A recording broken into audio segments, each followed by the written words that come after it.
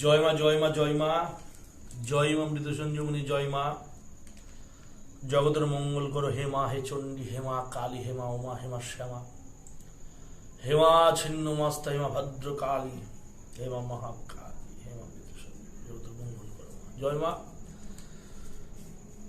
আমি শ্রী শ্রী মৃত সঞ্জীবন মহারাজ আমার ইউটিউব চ্যানেল মা মৃত সঞ্জীবনীতে আপনাদের সকলকে স্বাগতম। আমি আপনাদের একটা বিশেষ মন্ত্র দেব আজ, এবং এর একটা বিশেষ প্রয়োগ দেব। যে বা যারা প্রেমে ব্যর্থ, প্রেম সম্পর্কিত কারণে যারা ব্যর্থ, বারংবার যারা বহু তান্ত্রিকের কাছে গেছেন, বহু তদবির নিয়েছেন, বহু টাকা খরচ করেছেন, কিন্তু আপনারা কোনো তান্ত্রিকের কাছে উপযুক্ত ফল যারা পাননি, তারা কি করবেন, তাদের জন্য কি করণীয়?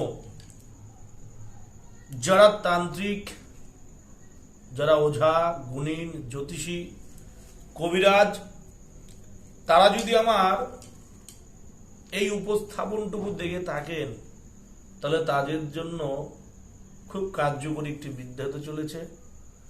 বা কেউ যদি সাধারণ গৃহস্থী পরিবারের মানুষ হন,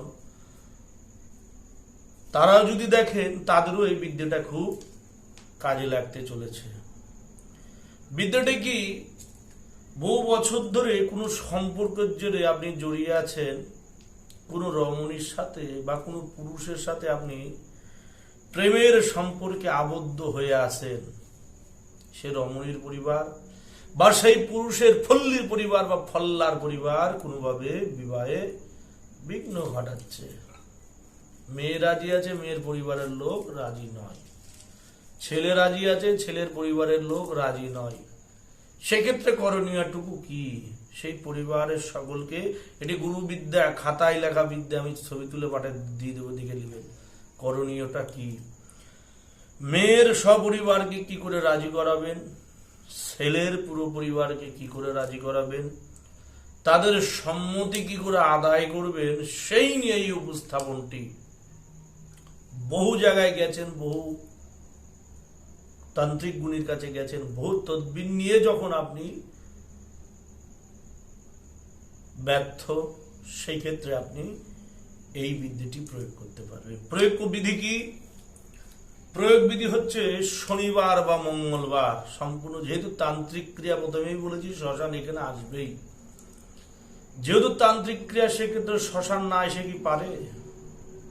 শ্মশানে চলে যাবেন শনিবার বা মঙ্গলবার, সেখানে দেখবেন অপঘাতে মৃত কোনো রমণী, অপঘাতে মারা যাওয়া কোনো রমণী, যে রমণী মারা গেছে, অপঘাত মানে সে যে কোনো ভাবে আচমকা যে মারা গেছে কোনো ইস্যুতে, সে দড়ি নিয়ে হোক, বিষ খেয়ে নিয়ে হোক, বা যে কোনো ভাবে সে মারা গেছে, সে রমণীর যেখানে দেহ জালিত করা হচ্ছে, সেখানে দেখবেন শ্মশানে কিছু কান্টার ব্রাহ্মণ হয়। শ্মশান কিছু ব্রাহ্মণ হয় যারা শ্মশানে কান্ঠার কাজ করে বা শ্মশানে অগ্রদানির কাজ করে। সেই ব্রাহ্মণ সেই মৃত ব্যক্তির নাম ধরে শ্মশানে কেউ 3টে দেয়, কেউ 5টা দেয়, কেউ 7টা দেয়, কেউ 11খানা দেয়, বা কেউ একটি পিণ্ড নিবেদন করে। সে নাম ধরে কাঁচা পিণ্ড নিবেদন করে, সেই পিণ্ড মুখে ঠেকিয়ে জলে দেওয়া হয়, তারপরে তার দেহ জ্বালিত হয়। এটি আমাদের সনাতন ধর্মের একটা বিশেষ প্রচলিত নিয়ম। শ্মশানে চলে যাবেন, সেই ব্যক্তি যে রমণী মারা যাচ্ছে তার নাম ধরে জেনে নেবেন কি নাম। তারপরে সেইখান থেকে আগে দেহ বন্ধ করে নেবেন, যে কোনো মন্ত্র দিয়ে। আমার ইউটিউব চ্যানেলে বহু মন্ত্র দেওয়া আছে, দেহবন্ধন, গাত্রবন্ধনের, আত্মকর্ম কুণ্ডলিনী কিছু মন্ত্র দেওয়া আছে, সেগুলো পরে শরীরে ফু দেবেন। দেওয়ার পর শ্মশান থেকে সেই মৃত ব্যক্তির, মৃত নারীর সেই কাঁচা পিণ্ড সামান্য একটু নিয়ে চলে আসবেন। নিয়ে এসে কাঁচা পিণ্ডকে 3 দিন যাবৎ ছায়াতে শুকনো করে নেবেন। যা এমন ঘরে পিণ্ডটা রাখবেন যে ঘরে সূর্যের আলো প্রবেশ করে না। এমন একটা ঘর, পৌর ঘর, পৌর ভাঙা মসজিদ, ভাঙা মন্দির এমন কোনো জায়গা যেখানে কোনো সূর্যের আলো প্রবেশ করে না, ওই জায়গায় 3টে দিন সেই কাঁচা পিণ্ড রেখে শুকিয়ে নেবেন। সেটা যখন শুকিয়ে যাবে তখন সেই পিণ্ডর কিছু অংশ নেবেন, কলার পাতার হাতে স্পর্শ করবে না, কলার পাতার উপর সামান্য পিণ্ডর কিছু অংশ রাখবেন, কাঁচা পিণ্ড। তারপরে যে মন্ত্রটি আমি দিব ভিডিওর শেষে, সেই মন্ত্রটা 3বার পাঠ করে 3টি দম করে 3টি ফুঁদে দেবেন সেই পিণ্ডের উপরে। তারপরে সে পিণ্ড, সেই যে উপকরণ মন্ত্র হৌত, সেই উপকরণ যেটি হবে সেটি খাদ্যদ্রব্যের মধ্যে সেটি পিষে হোক, পিণ্ড আগে প্রথমে শিলনোড়াতে পেষে নেবেন বা কিছুতে পিষে নিয়ে যে কোনো খাদ্যদ্রব্যের মধ্যে, মিষ্টি জাতীয় খাদ্য হোক, টক জাতীয় খাদ্য হোক, ঝাল জাতীয় খাদ্য হোক, সেটি নিরামিষ খাদ্য হোক, আমিষ খাদ্য হোক, যে কোনো খাদ্যের মধ্যে, মিষ্টির প্যাকেটের মধ্যে হোক বা যে কোনো কিছুর মধ্যে পরিবারের সবাইকে, যদি এখন গরমের সময় মজা পাবেন, থামস আপের বোতলের মধ্যে গুলে দিয়ে দেবেন, মিষ্টির প্যাকেটের মধ্যে একটু সিটি দেবেন। পরিবারের সকলকে যদি খাওয়াতে পারেন, পরিবারের সকলে 24 ঘন্টার মধ্যে আপনার কথা শুনবে। আপনি যা বলবেন পরিবারের সকলে তাই শুনবে। আপনি যদি বলেন, আপনার সম্মতি প্রকাশ করেন, সে নারীর পরিবারকে সম্পূর্ণ সেই প্রসাদ খাইয়ে, সে পিণ্ড প্রসাদ খাইয়ে, পিণ্ডের সেই অংশ সে মেয়ে ছেলের গোটা পরিবারকে খাইয়ে, মেয়ে ছেলেকে আপনার প্রেমিকাকেও খাইয়ে 24 ঘন্টা পর তার গৃহে দিয়ে যে যদি আপনি আপনার বিবাহর প্রস্তাব রাখেন, আপনি যতই খারাপ হন না কেন, আপনার সাথে যতই সম্পর্ক খারাপ হোক না কেন, তারা সবাই আপনার সম্মতিতে রাজি হবে, আপনার প্রস্তাবে তারা রাজি হবে। বহুবার পরীক্ষিত, আমার গুরুর পরীক্ষিত, আমার পরীক্ষিত, আমি বহু শিষ্য শাবককে এই বিদ্যে দিয়েছি, তারা প্রয়োগ করেছে, প্রয়োগ করে তারা খুব একটা ভালো ফলাফল পেয়েছে। তাহলে মন্ত্র প্রসঙ্গে বলি, জয় মা তুমি ক্ষমা করো। মন্ত্র যেহেতু নানান দোহাই আছে, মন্ত্র বলি, মন্ত্র যে দোহাই আল্লাহ, দোহাই আলী, দোহাই চণ্ডী, দোহাই কালী।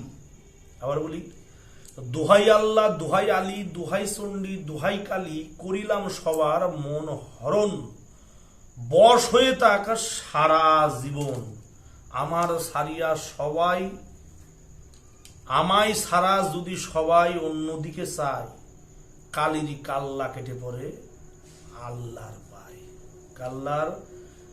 কালির কাল্লা কেটে পড়ে আল্লাহর দোহাই। আবার বলি, দোহাই আল্লাহ, দোহাই আলী, দোহাই চণ্ডী, দোহাই কালী, করিলাম সবার মন হরণ, বশ হয়ে থাক সারা জীবন, আমায় ছাড়িয়া যদি সবাই অন্যদিকে চায়, কালির কাল্লা কেটে পড়ে আল্লাহর দোহাই। এই হচ্ছে মন্ত্র। এবার যদি কোনো ব্যক্তি বিশেষ আপনি কাজ করতে চান, কোনো রমণীর উপর, আপনার প্রেমিকার উপর শুধু কাজ করবেন, বাড়ির লোক ঝুন্ন হয়ে যায়, সেক্ষেত্রে বলবেন দোহাই আল্লাহ, বলছে দোহাই আল্লাহ, দোহাই আলী, দোহাই চণ্ডী, দোহাই কালী, করিলাম পল্লীর মন হরণ, বশ হয়ে থাকে সারা জীবন, আমায় ছাড়িয়া ফল্লি যদি অন্যদিকে চাই, আমায় ছাড়িয়া ফল্লি যদি, আমায় ছাড়িয়া যদি ফল্লি অন্যদিকে চাই, কালির কাল্লা কেটে পড়ে আল্লাহর দোহাই। আবার বলি, ফল্লি মানে মেয়ে, বলছে কি, দোহাই আল্লাহ, দোহাই আলী, দোহাই চণ্ডী, দোহাই কালী, করিলাম ফল্লির মন হরণ, বশ হয়ে থাকে সারা জীবন, ফল্লার সারা যদি ফল্লি অন্যদিকে চাই, কালির কাল্লা কেটে পড়ে আল্লাহর দোহাই।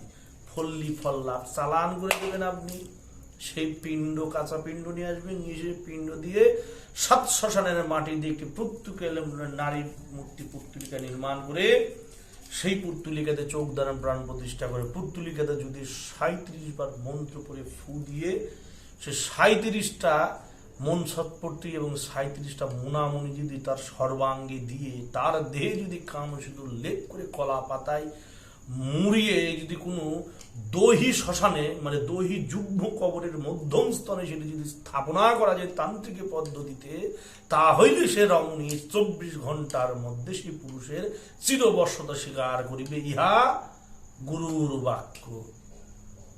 বুঝলেন, গুরুদেব আমার এইভাবে বলেছে, বুঝতে পারলেন ভাষাগুলো? এইভাবে যদি কাজ করতে পারেন তাহলেও কাজ হবে, গাত্রবন্ধন আত্মবন্ধন করে কার্যব্রতী হবেন। আচ্ছা, মন্ত্র নিয়ম বলে দিয়েছি, মন্ত্র বলে দিয়েছি, চালানিও বলে দিয়েছি, সামনাসামনি খাওয়ানোর বিদ্যাও বলে দিয়েছি। প্রয়োগ করবেন, কোনো কিছু আমি গুরুর ভেদে আটকে রাখিনি। মন্ত্র ডিসক্রিপশন করে দেবো, চিন্তার কোনো কারণ নেই। পরিশেষে বলি, যারা আমাকে দিয়ে দেখাতে চান, আমাকে দিয়ে আপনাদের সমস্যার সমাধান করাতে চান, যে কোনো পরিস্থিতি পড়ে আছেন, নানান জায়গায় যে ব্যর্থ, শত শত হাজার হাজার লক্ষ লক্ষ টাকা খরচা করে ফেলেছেন, কোনো সমস্যার সমাধান হচ্ছে না, তবে আপনারা আমাকে যে সমস্যার সমাধান করতে পারবেন, যদি মনে করেন আমি উপযুক্ত তবেই, তাহলে আপনারা আমাকে আমার হোয়াটসঅ্যাপ নাম্বারে একবার নক দিতে পারবেন। আমার হোয়াটসঅ্যাপ নাম্বার 6297747266 আমার হোয়াটসঅ্যাপ নাম্বার। এই নাম্বারে আগে নক দেবেন, আপনার কি সমস্যা হোয়াটসঅ্যাপে বলবেন, বলার পর ডিটেলস পাঠাবেন। ডিটেলস পাঠানোর পর আমার একটা হাজিরা দেখার একটা পারিশ্রমিক আছে, একটা হাদিয়া আছে, সেটি আপনারা যদি ফিলফিল করতে পারেন তবে আপনার সমস্যা নিয়ে পরবর্তী পদক্ষেপ নেওয়া হবে। আশা করি বুঝতে পেরেছেন যে বিদ্যে দিলাম, সপ্তবিধ গুরুমুখী বিদ্যে প্রয়োগ করবেন, শতাধিক ফল পাবেন। যারা তান্ত্রিক ওঝাগুনি তাদের আর গুরুর ভেদ খোলার প্রয়োজন নেই। যারা গৃহস্থে মানুষ, যে কৃষ্ণ নিয়ে চলে, কালী নিয়ে চলে, যে দেবদেবতা নিয়ে চলুন না কেন, আত্মকর্ম যদি জেনে থাকেন তাহলে কার্যব্রতী হবেন, সুফল অবশ্যই পাবেন। জয় মা বিদ্যা সঞ্জীবনী, জয় মা জগতের মঙ্গল কর্ম, জয় মা।